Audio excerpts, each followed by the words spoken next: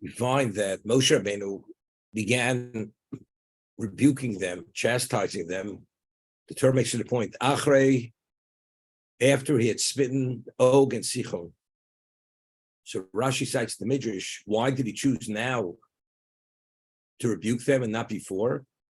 So he explains one of the reasons that if he would have begun rebuking them before they saw any of the conquest taking place, they would say, sure, all he does is criticize us and find fault with us, but he's never, ever delivered. Maybe he doesn't have the ability to deliver. So therefore, he's only finding fault with us. So Moshe Rabbeinu there waited that they should see themselves that the conquest has begun, and this is just the beginning, and they will continue to succeed. So now the rebuke will resonate with them, and they will understand exactly where Moshe is coming from. That this is constructive criticism for the future, because Moshe Rabbeinu is going to pass away, and the new leadership is not going to be the same as he. Therefore, now's the time to rebuke. That's Rashi. That's why it says, Achri, he called Sichon and Og. He only rebuked him after he had destroyed Sichon and Og, for that reason. So I was thinking this. The Midrash tells us that to destroy Sichon and Og for Moshe Rabbeinu was more difficult than destroy Paro and all his cavalry and his armies, which were number-wise many more. It was much more difficult to destroy Sichon and Og. Why? Because in terms of the representation of evil in the world, to be able to vanquish them, it was much more difficult.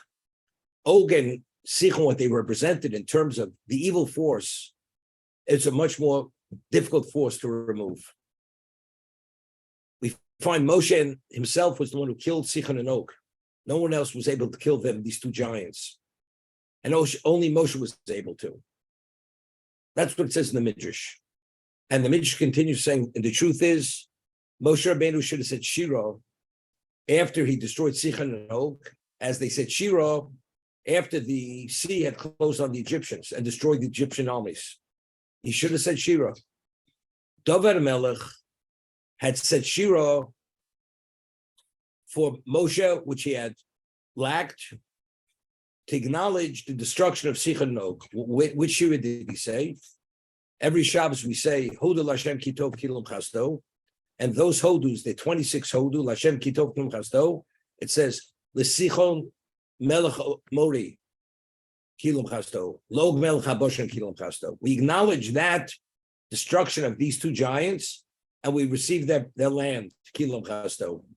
David had filled in the Shira, which Moshe Rabbeinu had lacked. Now, when the Jews sent the spies, and 10 of them came back with these ominous reports, they had said, and they had seen the giants, and they had seen what was going on there. Their reading was, Chozeku mimenu, that they're so powerful that even Hashem cannot remove them. That's how powerful they are. So the Chofetz Chaim asks, the spies themselves, they stood at Sinai. And Hashem showed them without a question, they all prophesied the wake state, that God is the creator. And nothing exists, no power exists outside of himself. I mean, how could they even consider saying that even Hashem himself can't take them out? How's that possible? So the Chofetz Chaim explains that Hashem created the world based on the system which is called justice. If you're worthy, he's there for you. If you're unworthy, he's not there for you. Based on the Jews' own evaluation, they felt to be able to vanquish these giants, the giants of Canaan and the people of Canaan, what they represented, they don't have sufficient merit to remove them. So not that they're more powerful than Hashem, but the system that Hashem put in place, the system of worthiness or unworthiness, we don't make the grade. Therefore, there's no way Hashem is going to bring us in. Not that Hashem can't. Since it's based on evaluation and worthiness, we're not worthy. That's what they said. That even God himself can't take take them out and bring us in. So there's one of two ways to explain it. Either they misjudged themselves, so it was a misevaluation, or taking over Canaan has nothing to do with worthiness, it's purely chesed. Just as when you left Egypt, it was chesed, although you were idolaters, because God says you will come out because it's something I promised to Avraham Avinu. You're going into Canaan regardless of your worthiness. But they misread or misunderstood the protocol here, and therefore they said that even God can't take us out. Okay? They originally had said, why does God want us to die in the Midbar? The sin of Hashem was because God hates us. So if you take a look in the Siforno, last week's reading, why does God hate them? Because they were idolaters in Egypt. That they held that the claim against them that they became idolaters was such a severe claim, it was unforgivable. Therefore, Hashem has this ploy, he wants to destroy them. Okay? Now, Moshe begins rebuking them when, after he takes out Sichon and Og. Sichon and Og were more powerful than Egypt. And Moshe Rabbeinu took them out. What does that say? That either your worthiness is at such an advanced level that even Sichon and Og, who are more powerful in representing evil than Egypt, you see that you have sufficient worthiness to take them out, or you see the Chesed Hashem, it's at a level that it's unrelated to your worthiness. Therefore, he only began rebuking them after he destroyed Sichon and Og, because then they understood that regardless of who they are, they're going to destroy Canaan. Because the only way you're able to destroy Sichon and Og, you have to have special merit, or Hashem has to be there for you, and he is there for you. Therefore, when does he begin chastising them and rebuking them? Only after they saw that actually the conquest will take place. And they're not going to base it upon their evaluation. Who are they, who are they not? Because they can clearly see either they are who they don't believe they are, because otherwise Sichon and Og couldn't be destroyed, or it's not based on who they are, but rather it's the Chesed Hashem, and therefore as they destroy these two giants, which are more powerful than Mitzrayim, they will destroy the 7 nations of Canaan, and the conquest will succeed.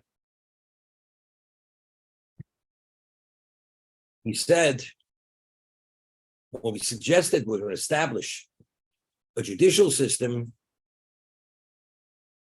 you became very excited about it. You thought it was a good idea.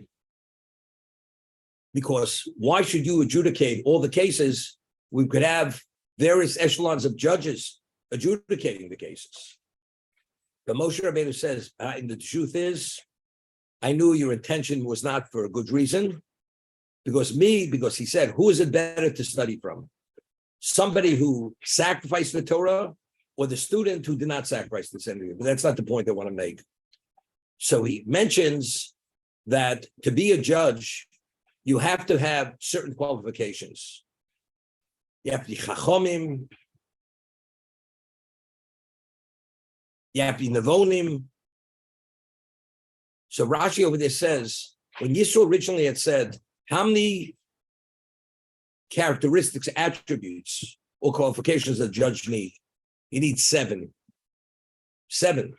Moshe only found judges who had 3.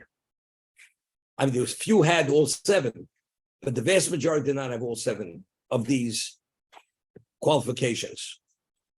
But you needed 7. Okay? Now,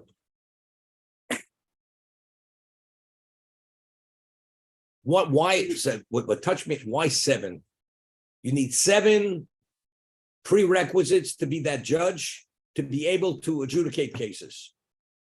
Now, the Gemara tells us, and Rashi cites it, that if a judge offers a corrupt judgment, he's liable for the death penalty.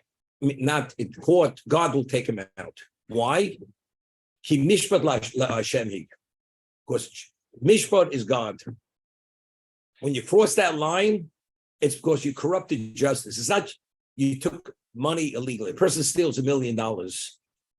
He has liability, but Hashem doesn't say, I will take that thief's soul. But the judge who even takes a penny, if he renders a verdict, which is not a correct verdict, even for a cent, Hashem says, I will take your soul. Why? Ki mishpat l'Hashem hi. Ki mishpat le'elokim hi. Mishpat is Hashem's.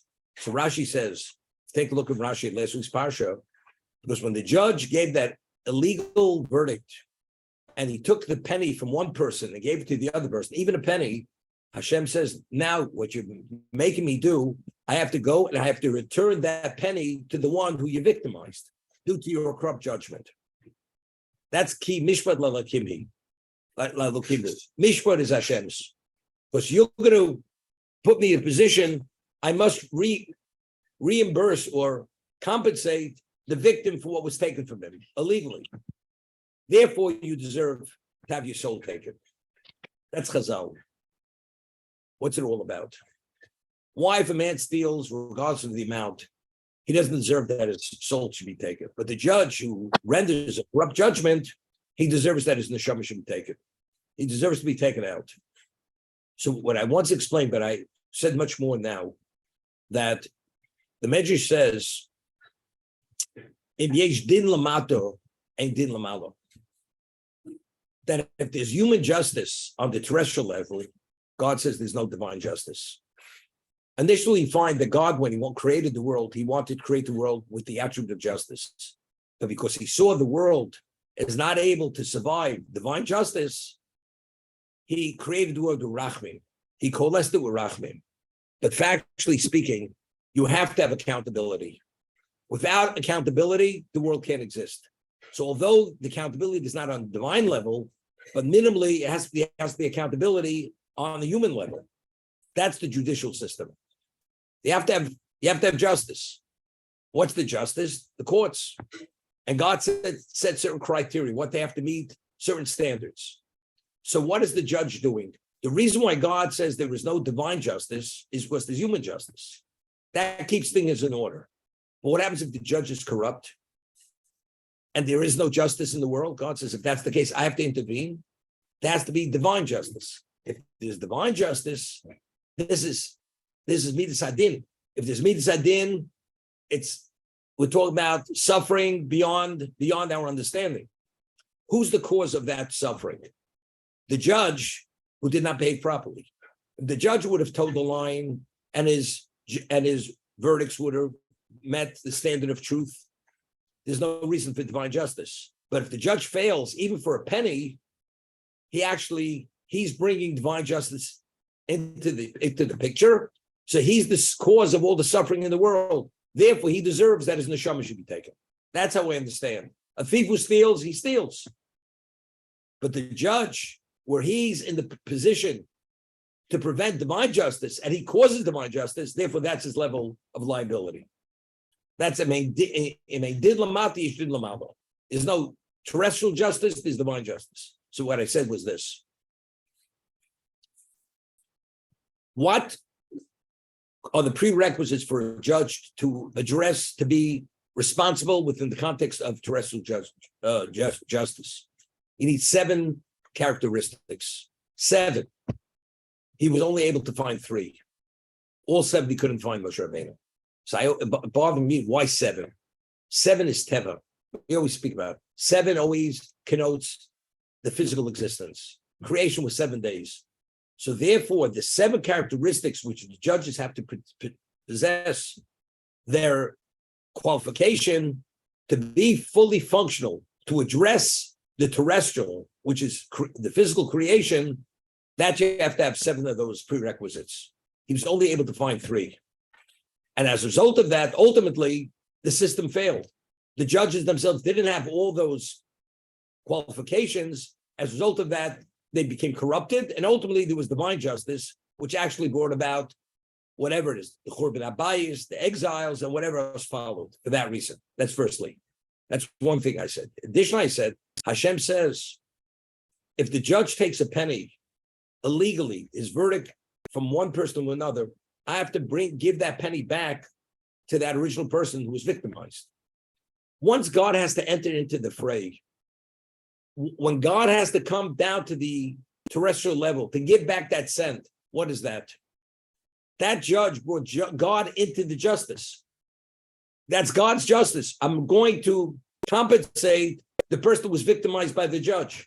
Once that judge brings God into the equation to return even a cent to that person who was victimized, that means that judge brought divine justice to the terrestrial level.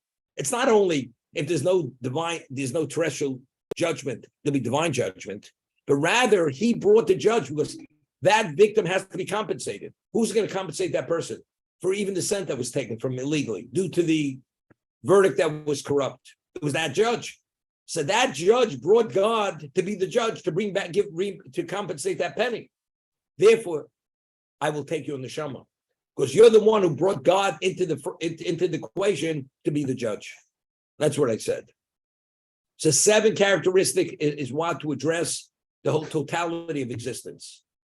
And the reason why that judge has this level of liability, it's not only because there's no terrestrial justice, but because he forced God to come in to return what was taken from that person illegally, that God as the judge will compensate that person.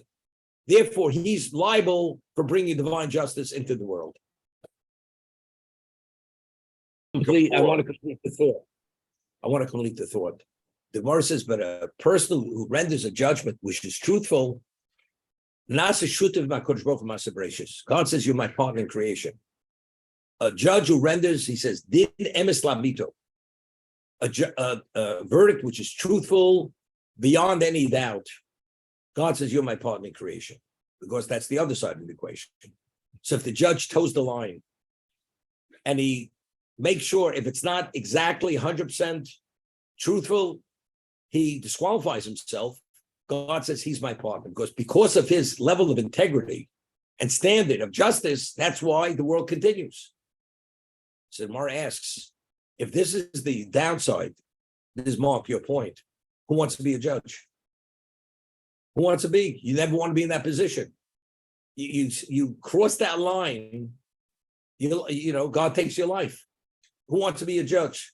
So the Gemara says that when a person is a judge, the judge should see himself, you have a double-edged sword between your legs. And if you make one movement to either direction, you cut it in half. A judge is only held accountable and culpable if he didn't do his best. But if he did his best, you know, there's always human error. There's always human error. He's not held accountable. He's only accountable if he didn't do his due diligence or did not evaluate it the way he should have. But if something due to human error, but he did his best, there's no liability. A judge is only held accountable based on what he understands. If he understands it that way and it's correct, although it's only a human error, there's no liability. It's only if he understood it differently, and despite that he did the wrong thing, that's when he has liability.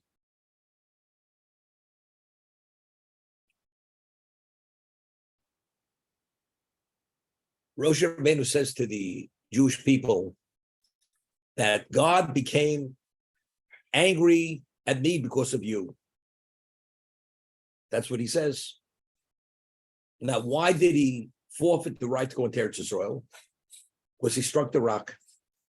And God says to Moshe, you had the ability, you and Aaron, to sanctify my name, and you went and you did not. Therefore, you don't deserve to go into the land.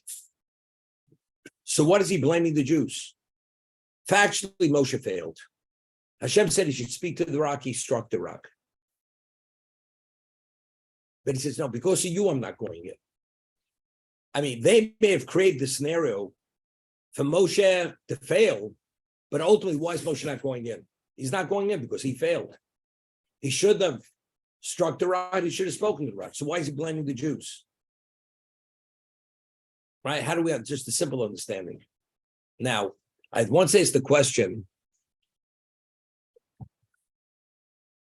if God wanted Moshe Rabbeinu to take the Jewish people into Canaan, God knew he was going to fail. He shouldn't have presented him with that test. Why did he present him with that test? To speak or to strike? Because God knew he would fail. But why did God want him to fail? So the Orach Chaim HaKodesh explains, as Alan knows, because if Moshe Rabbeinu would have built the Beis HaMikdash and gone in, anything Moshe Rabbeinu was involved in has eternal standing. He would never be able to destroy the Beis Hamikdash. And the only reason why the Klal Yisrael were not destroyed at the time of the Churban, because Hashem says, I expended my wrath on the stones and the wood, rather than on the Jewish people. They went into exile. But if the Beis Hamikdash couldn't be destroyed, Hashem's wrath would have come on us and he would have destroyed the Jewish people. So therefore, Moshe Rabbeinu says, I was only presented with that test, which God knew I would fail, that I should not go in, so I should not build the Beis Hamikdash. That's how the Orach Chaim HaKadosh explains it. So because you were not at that level, because it was destined you were going to fail, therefore I wasn't permitted to go in, so I had to be presented with this test, which God knew I would fail, because if I would have gone in, I would have built the Beis Hamikdash, and God's wrath would have to be on you, therefore I wasn't permitted to go in to build the Beis Hamikdash. That's the Orach Chaim HaKadosh. We explained it a little differently. We explained it that Tosas in Sota cites a midrash that every year the Torah makes it a point. Where is Moshe buried? He's buried Mul Balpor, opposite where the incident of Balpor took place, where the Jews had failed with Balpor. Every year, once a year, that representation of Balpor rises and brings about a level of prosecution which you can't even contend with. You have to deflect it. When it comes out of the ground and it sees Moshe Rabbeinu's grave, it immediately goes right back into the ground, sounds as the prosecution. So Moshe Rabbeinu had to be buried there to counter the prosecution of Balpor, because that's an eternal prosecution on the Jewish people. So Moshe Rabbeinu was given that test to fail, because if Moshe would have gone in, who's going to counter that prosecution? And it's a prosecution that has to be silenced. Therefore, Moshe was given that test to fail, should not go in, so he should be buried Mul Balpor, opposite Balpor, to counter that prosecution. So therefore, that's what he's saying. Because you people were destined to fail with the Balpor, as a result of that, I had to fail to be buried there to counter that prosecution on you against you people because of your failing. Thank you. Take care.